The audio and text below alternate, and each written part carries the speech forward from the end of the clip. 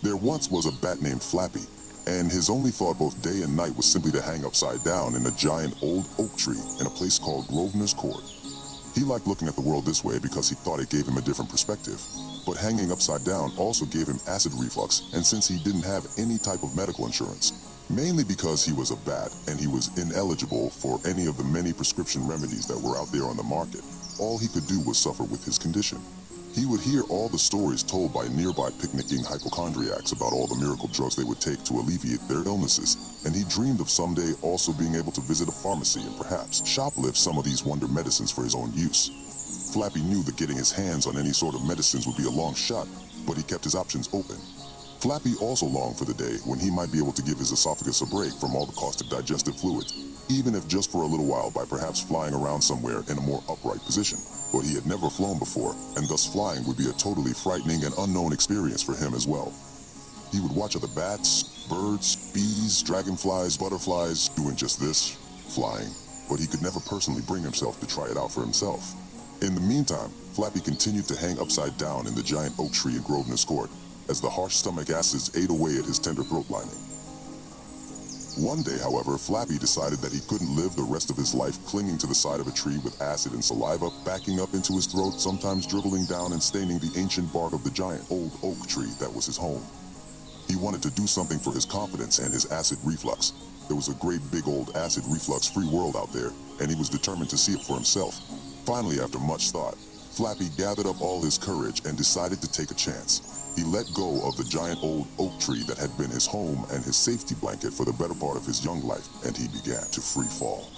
Countless tree limbs, branches, leaves, and twigs began to pass him by at an alarming speed. Flappy knew that he would have to do something soon if he didn't want to end up splattered like a water balloon at the base of a giant old oak tree, and so he began to flap his wings. At first, these attempts seemed feeble, and Flappy continued to free fall, but he kept at it, and before he knew it, Flappy was indeed flying. He flew up and down and this way and that, and he began to see things he never imagined he would ever have seen in his life. He saw clouds up close, he saw the tops of trees, and for the first time in his life, he saw the horizon. He also felt relief for the first time in his life from his acid reflux condition. Flappy was speechless. Bats can't normally talk, but sometimes in stories they can. But this isn't that kind of story, but if they could speak, he still would have been speechless. That's just how amazed he was. Anyway, since this was the extent of his experience with flying, he didn't know how to pace himself, and Flappy began to grow tired. He had never flown at all before, and exerting himself in this way made him extremely exhausted, and before he could fly back again to the safety of his giant old oak tree that stood in the middle of Grosvenor's Court, Flappy began to once more free fall. He could see the world passing him by again at an alarming speed, and his only thought now was to wait till he was close enough to a tree branch so that he could latch onto it, thereby saving himself from splattering like a water balloon in the middle of a rapidly approaching meadow that stood between him and the safety of Grosvenor's Court. It sounded like a fantastic idea to him, but he soon found that there were no trees or branches for him to latch onto this time.